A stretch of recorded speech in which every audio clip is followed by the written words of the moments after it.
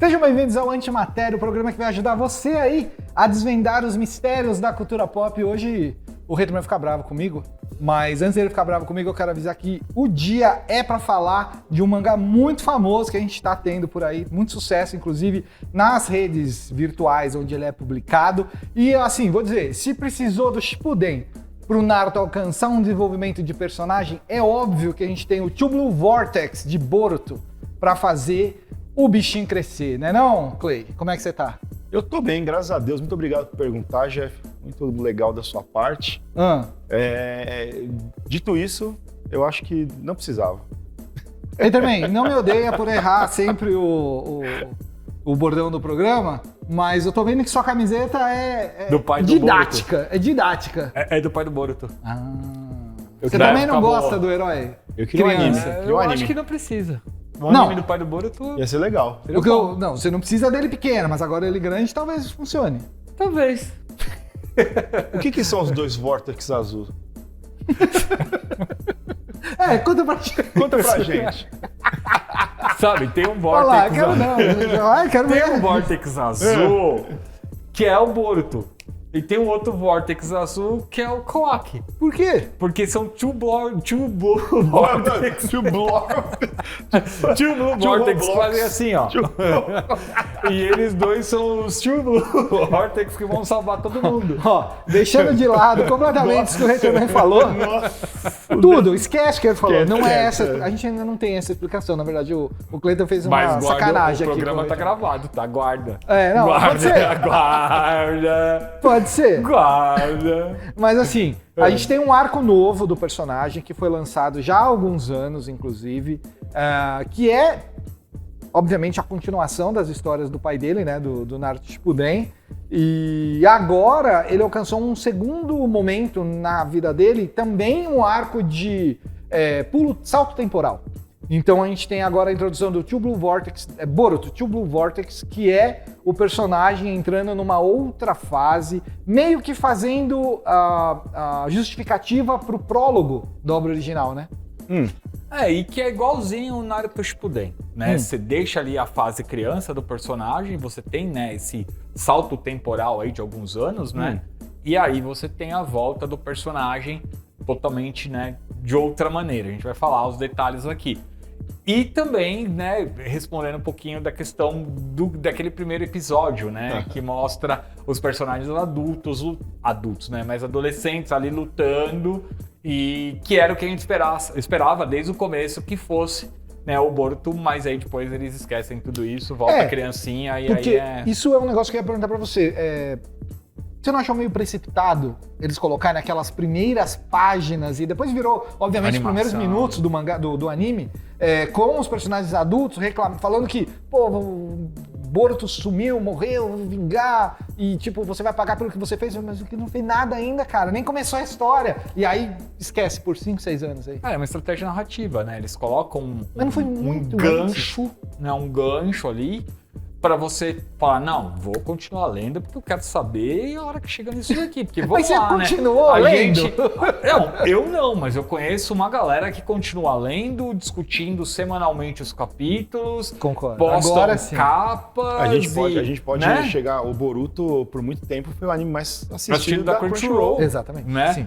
Então, assim, você pode falar que a gente pode achar que foi muito cedo, mas foi uma estratégia vencedora.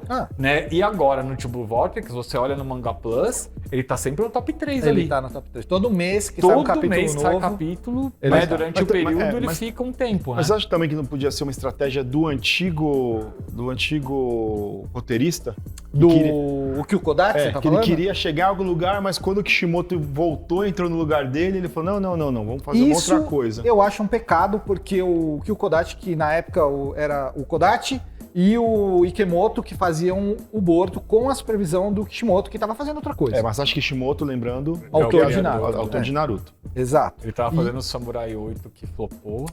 Tava desenhando, não escrevendo? Só né? escrevendo. Então, Escrevendo. E aí você tinha uma história sendo contada por esses dois roteiristas, né, roteirista e desenhista, que infelizmente não chegou à sua conclusão, porque o Kishimoto voltou. O Kodate saiu por motivos que a gente não sabe dizer se ele foi demitido, ou se ele saiu por vontade própria, ou pela pressão. Eu tenho uma tese. O Kishimoto ficou mega frustrado por causa do cancelamento do Samurai Eat e falou, cara, eu vou voltar agora e eu vou fazer o que eu quero. Mas ele podia fazer sob os olhos do Kodate, mas não quis também. Não, porque o impacto é ele voltando e sem fazendo dúvida, concordo. da obra Cuidando dele da obra o que dele, ele né? bem quisesse. Sim, né? sim. E foi o que ele fez. Ele voltou, ele causou todo o impacto, né? Acho que nessa altura do campeonato não é mais spoiler falar o que ele fez, né? Mas pode falar. Né? Ele arrancou um olho, ele cegou o Sasuke e basicamente matou a Kurama. Matou a Kyuubi, a raposa de 9 caudas. Então, isso ainda no Boruto, tá? Isso não no Boruto ainda, no spin-off, lá na continuação. Né, na continuação lá em alguns anos atrás. Exato. Brincando, anos não, né? Mas alguns meses atrás. Não chegou a dar anos, né? Eu acho que deu um aninho. Um aninho atrás, menos mais ou menos. 2 anos, foi. enfim. Mas ele causou impacto, foi um rebuliço, foi trend topics no X. Fóruns japoneses, fóruns de todo canto falando, né, enfim, de como ele teve coragem de fazer isso, até então não tiveram coragem de mexer com os personagens e tal. E, enfim, ele volta e aí ele dá, né, essa sequência à obra aí. É uma sequência bizarra de acontecimentos, porque ele introduz um personagem aí naquele mundo que é meio steampunk, né, chakra punk, porque tudo movido a chakra, robôs, tecnologia, tudo mais. Televisão, internet. Ele dá uma visão de um personagem ali, criado geneticamente também, que chama Eida, ou Ada, né, na versão nacional da obra, que é nada mais nada menos que um personagem que consegue modificar a história, as suas raízes, de modo que o que ele modifica, né, o que ela modifica, acaba se tornando verdade. E aí ela faz o quê? Ela inverte os papéis do Kawaki e do Boruto. Eles fazem eles serem completamente opostos. Enquanto o Boruto acaba virando o inimigo número 1 da vila, o Kawaki é o filho prestigiado do 7º Hokage, um herói dentro de onde ele vive e tudo mais, e faz... Uzumaki Kawaki.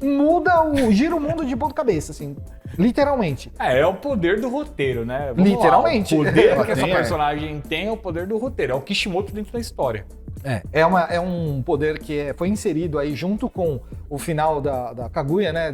Alguns poderes mais fortes do que... Tipo, Shinjutsu, com um kanji verdadeiro. E é um jutsu que não pode ser desfeito. É um negócio além do que a gente já tem normalmente. E ela conseguiu usar, ela não sabe usar esses poderes, ela foi influenciada indiretamente pelo Kawaki, que fez essa transformação e mudou o plot da aventura, fazendo com que realmente virasse Two Blue Vortex, que eu também tentei explicar no começo do programa. Os 2 Vortex são os amigos que você faz Que amigos, eu diria, porque o Boruto ficou sem e o Kawaki tem vários, mas ele não liga pra nenhum. Então ele não tem mais amigos, não tem amigos naquele momento. O reflexo dessa ida do Boruto pro lado de vilão foi ele se juntar ao Sasuke, ser treinado pelo Sasuke, né? Meio que, tipo, só 2 pessoas no mundo, né? Não lembram. Acreditam na história verdadeira. Na verdade, que não acreditam. 2 pessoas não foram afetadas pelo poder da que não da explicaram ainda o porquê, tá? Só não foram afetadas. Que foi a Sarada e a menina representante de classe dele. Lá do... Essa aí, coitada, não tem nem Que eu acho que são as 2 nome. pessoas que amam verdadeiramente o Boruto não foram afetadas. Não é possível. E porque a mãe dele, porque a irmã dele, todo mundo ama. A mãe dele não tá lá, a mãe dele sumiu. A mãe dele sumiu, mas a Himawari tá lá. Mas é um amor, não um amor fraternal, é um amor aquele romântico. Sacou? Porque as 2 são apaixonadas por ele. Tudo bem. Pode ter um ser. ponto aí, mas eu acho que é mentira. Muito... Acho que você tá inventando. Ratinho, mano. Eu acho que você tá inventando história. Não, mas tudo bem, vamos lá. Eu tô chutando. É uma teoria. Então você tá inventando, pelo amor de Deus. Estou teorizando, por favor. Isso não vem ao caso. Aí, quando o Boruto vai pedir pro Sasuke treinar ele, vocês falam, não vou te treinar, moleque. Você é o vilão, só que aí a Sarada pede. Eu vou te prender, né? Você matou meu amigo, porque o Naruto supostamente tá morto, entendeu? Aí a Sarada pede pra ele, aí ele acredita na filha e tal, e aí acaba treinando o Boruto. E quando o Boruto volta Forte demais. Legal. Forte demais. Massa velho.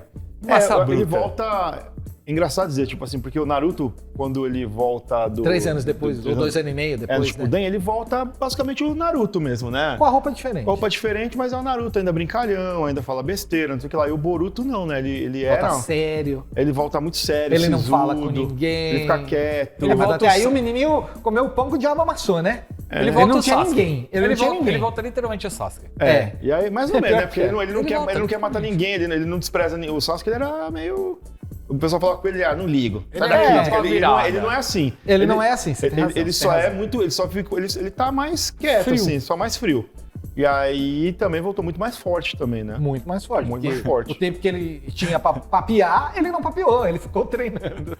É isso. Forte ao nível de usar a rotação da Terra num jutsu. Tem isso mesmo. Mas, assim, ele volta, todo um plot começa, né? Toda uma história começa a ser contada envolvendo o ressurgimento da 10 Caudas, né? 10 Que era um Caudas. monstro que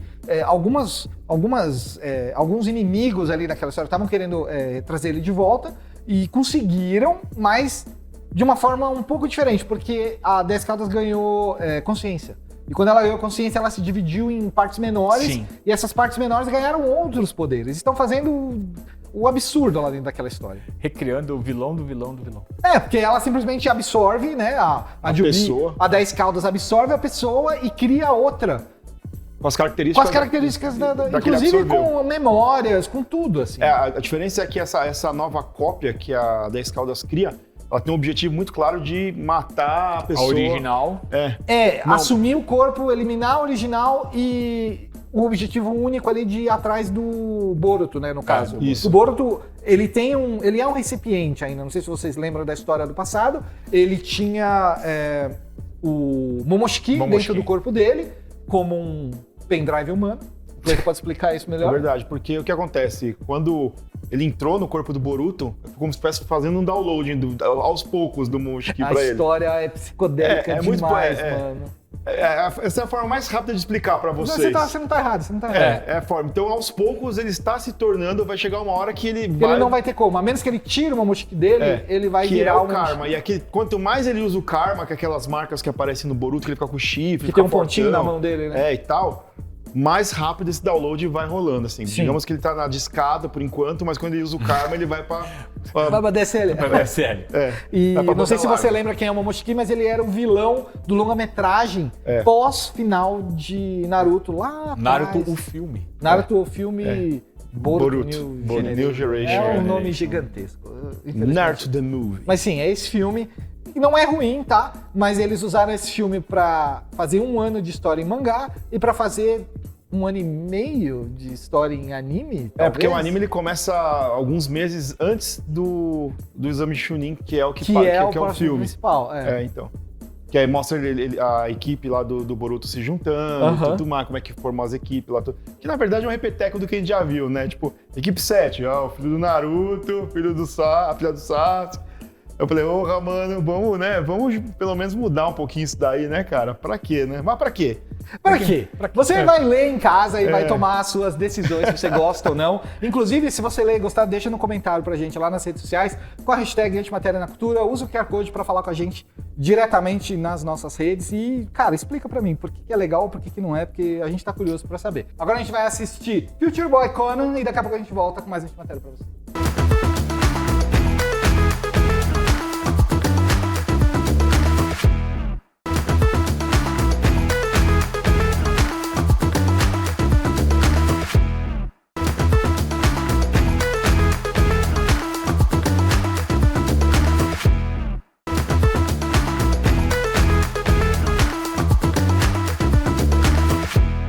Antimatéria de volta e agora, vamos falar de game. Eu tenho um assunto muito delicado pra falar, porque tá chegando no mercado um joguinho aí que eu acho que o Haterman não tava curtindo, mas agora voltou a se interessar por muita pressão da minha parte, porque eu queria que ele experimentasse o jogo. Vira casaco. Que eu sei que ele ia gostar.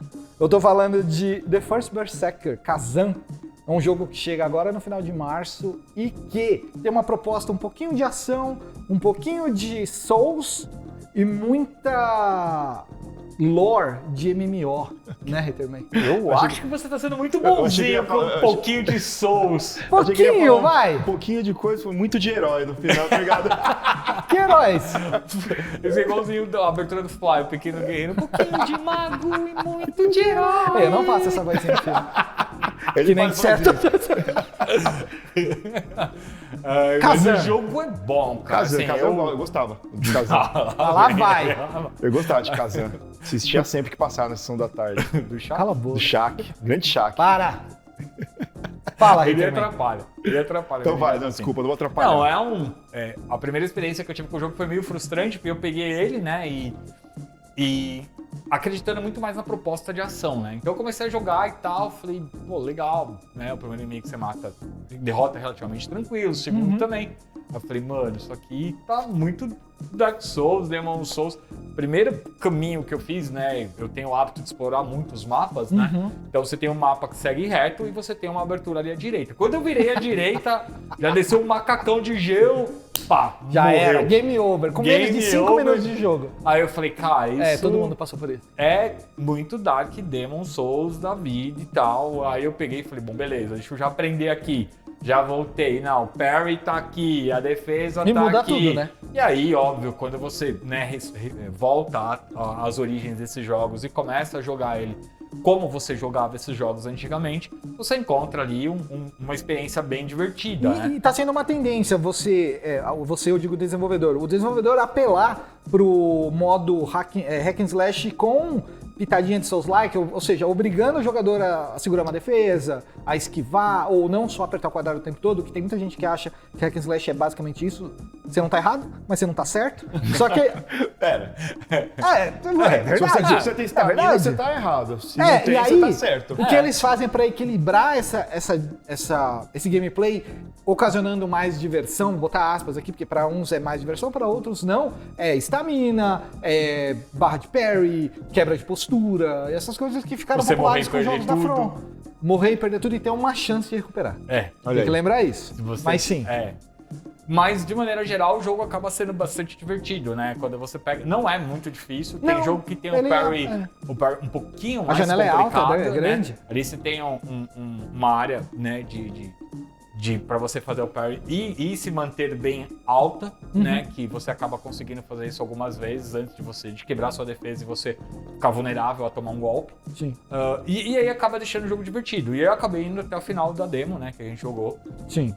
E me diverti bastante. A demo Né? longa, tá? Deve ter umas 10 horas de demo, sem brincadeira. E aí é importante falar do universo, né? Do DNF, né? Exatamente, eu ia entrar nesse detalhe agora. Dungeon Fighter é um jogo antigaço, 25 anos, comemorando 25 anos agora, né? A primeira vez que eu fui pra Coreia, lá em 2009, foi quando eu tive contato com o Dungeon Fighters, porque lá na Coreia Febre. Cara, é uma febre. É o League né? of Legends. Você tem, deles. né, a Nexon com muita coisa de DNF Sim. dentro dos stands e tal. E exportando agora, né? E ele é um beat'em up, né, cara? Isso é muito engraçado. Sim. Ele é um beat'em up online, né? Com classes definidas, personagens definidos, histórias definidas ali, né? E que quando a gente chegou lá, o cara falando várias vezes, aí eu falei, pô, eu quero levar pro Brasil esse jogo, porque, né, ele tinha voz, tinha um monte de coisas muito legais que eu falei, Tem pô, um esmero diferenciado. E ele é um jogo leve, então a gente na época tava analisando os computadores aqui no Brasil que não rodavam jogos tão pesados, né? A gente precisava trazer um jogo que a gente tinha como base, sei lá, Ragnarok, Fly for Fun, Tibia. Então era um jogo que poderia funcionar muito bem. Só que na época eles não aceitaram as propostas que a gente fez, acabaram segurando. Curioso, né, mano? Né? Eu voltei a tentar, né? As empresas que eu trabalhei depois na época do UOL, tentamos trazer também, não deu certo. E aí, por último, na época da PlaySpot, foi a última empresa que a gente trabalhou de games online. A gente tentou, aí a gente não conseguiu, trouxemos um outro, que era o Dark Blood, Dark né? Blood. Que inclusive a gente dublou com o Leonardo Camilo, dublamos com vários dubladores famosos aqui e tal. Foi bem legal. Mas acabou não pegando, como foi o DNF, depois veio via Steam pro Brasil, né? Depois Ele veio via lançaram- Steam via Xbox Live Arcade, mas se você tivesse uma conta americana. Porque em 2008 você precisava ter uma conta americana. pra jogar. O jogo foi lançado nos Estados Unidos, Exato. aí eles lançaram, abriram pra gente aqui. É. E é um jogo que tem uma história e tem um desenvolvimento de personagem de muitos anos. Sim. Então eles têm muito material legal, muito conteúdo bom pra lançar outras coisas, outras vertentes. Que aí acabou, né, Jeff? Um jogo de luta e agora Agora um E anime jogo de também, né? ação. anime. Verdade, anime verdade. também. Luta, Assim, anime. pra vocês terem uma ideia, em 2020, a última medição oficial que a gente tem oficialmente aí pra pro Ocidente, o jogo já tinha acumulado mais de 700 milhões de usuários registrados. É um negócio absurdo. Na China, ele chegou a bater 3 milhões de usuários registrados online ao mesmo tempo. Não, isso é um absurdo. Cara, é muita loucura, velho, pensar Porque se nisso daí. você pega, né, tem algumas métricas que a gente usa para medir, né, quantos jogadores online simultaneamente você vai ter se você tiver essa quantidade de jogadores cadastrados. Então, se você parar para pensar pelo número da China, são 300 mil pessoas jogando simultaneamente esse jogo. Nossa senhora. É né? muita gente. Que é uma cara. média entre 10% e 12% do total de usuários No registrados. Brasil aqui é um negócio impensável. Aqui, cara, os números maiores assim que a gente tem é de League of Legends, provavelmente. Porque LOL foi a gente bem- não pode pensar só na quantidade de jogadores, mas em quanto alguns servidores vão aguentar, porque a gente talvez não tenha uns servidores tão grandes Ah, não, quanto... estrutura de servidor a gente tem. Ah, a gente tem. Pra Porque aguentar mais de 100 antigamente- 100 mil usuários simultâneos, tem. A gente só não tem jogador. É, pra não tem. segurar, né?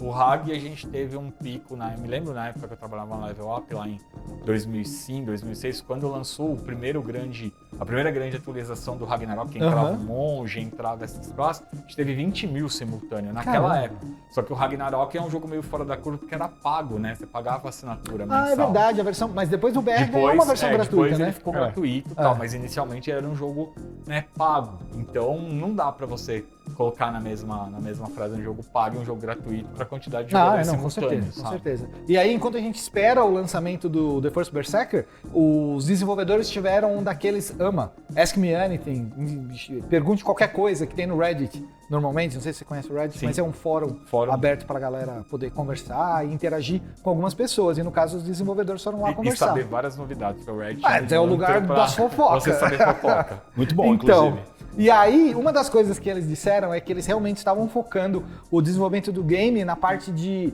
desafio conquista, que é o que foi popularizado pela From Software, né, com o Hidetaka Miyazaki, quando ele lançou o Demon Souls e expandiu as coisas pro Dark Souls, criou Bloodborne, Elden enfim. Ring. E, cara, assim, por mais que eu concorde com desafio e conquista, eu acho que às vezes o desafio vira uma dor de cabeça. Não sei. Porque hoje em dia você tem muita oferta de jogo, né, Jeff? Sim. Então, assim, cara, se você tá jogando um jogo que você tá travado no mesmo lugar, o Black Myth Wukong foi um que eu vi várias pessoas desistindo de matar o último chefe. Sim. Que é difícil. Os caras largaram. Porque o último chefe é bem difícil. Sim. Né? Então, Então, você achou? eu matei ele relativamente fácil, mas eu tava nível muito alto, né? Eu sou matei meio... de primeira. Cala a matou. boca, mano. Que Matou. ódio que eu tenho no Cleiton quando ele faz isso, velho. Matou. Quero virar nem instalou mesa. o jogo, mas nem Quero instalou o virar jogo, a mesa mano. aqui, mano. Mas você tem muita oferta de jogo. Então, cara, no universo que você tem vários jogos, você começa a perder tempo E ficar com dor de cabeça. e Não, ficar com raiva travada no lugar que você... Cara, às vezes nem sempre você depende só da sua habilidade. É o caso do Black Myth Wukong. Você tem que vai subir nível, vai ter que fazer um monte de coisa pra você conseguir voltar lá e derrotar aquele último chefe. Mas eu gosto da teoria, sabe? De você se preocupar com o que você tá fazendo. Porque lembra quando você jogava um fliperama, você tinha uma fichinha, você gastava ali seus 50 centavos, R$1, e aí você botava e você queria que essa fichinha durasse, porque você não tinha mais dinheiro. E seu pai só ia te buscar no final da tarde. Sim. E aí você fazia o quê? Jogava valendo a sua vida cada round. E aí, eu acho que é isso que eles querem trazer pro jogo, pra não parecer que, fiz qualquer coisa, passei. Tipo, eles querem dar essa sensação de dever cumprido, talvez. E eu entendo que funciona em alguns momentos, mas outras vezes também me irrita. É porque quando você fala de um jogo de uma situação dessa, vai acontecer esporadicamente Claro. e tal e tudo mais. Se vira constante, cara, acabou. A gente tá falando de um jogo aí de, sei lá, suas 20, 25 horas. Muito mais. Pode Né, botar umas dependendo- 60 aí. Então, se você for pegar pro Elden Ring, é infinita a quantidade de Exatamente. horas. Mas, sei lá, vamos colocar 60 horas. Cara, você imagina 60 horas você sendo torturado. com- 60 horas Ando um andando, pouquinho, passinho... morro, ando um pouquinho, exato, morro, ando um exato. pouquinho, morro, perco tudo. Ando um pouquinho, morro, perco tudo. Você chega em casa do trabalho estressado, pá, liga no Antimatéria, você vai ver a gente aqui, você vai dar risada. Você chega em casa estressado, liga o PlayStation, vai jogar um Souls-like, você vai perder mais fios de cabelo, vai ficar com mais raiva e a solução é só comer um chocolate. Olha, o Souls-like tem uma base muito grande, gente, aí. Não, e tem uma base muito acirrada. E que entende muito bem o que eu tô falando. Mas pra eles isso é prazeroso, você entendeu? E tudo provavelmente bem. vão falar que a gente é ruim, que a gente tem que aprender a jogar. Não, tudo entendeu? bem, eu sou entendeu? ruim mesmo. Se eu fosse bom, não estaria aqui. Eu Eu sou seria bom. pro player. Tava batendo em vocês em algum lugar. Eu tô. Eu batendo em vocês em algum lugar, a gente vai ter que jogar alguma coisa agora. Vamos. Enfim, O jogo sai agora FIFA. no final de março, ele vai estar disponível para todas as plataformas, tá? Você vai poder experimentar aí, quer dizer, todas não, né? Mas Xbox, PlayStation e Steam, você vai poder jogar, experimentar um mundo novo aí em Cell Shade, interessante, com um trailer dos irmãos Russo. Bonito. Aleatório, mas muito sucesso. Experimenta, diz o que você achou depois. A gente também vai jogar quando o jogo sair, tá? Porque isso aqui é só uma prévia. Quando sair o jogo, a gente vai dar os nossos pareceres nas redes sociais. Inclusive, segue a gente nas redes sociais, porque a gente precisa que você acione o nosso QR Code e use a hashtag lá nas redes sociais. Antimatéria na Cultura, fala com a gente se você gosta ou não de Souls-like ou só do hack slash mais puro e tranquilo. O programa vai ficando por aqui agora. Sim. Então, a gente se vê amanhã no mesmo horário e até a próxima. Tchau, tchau.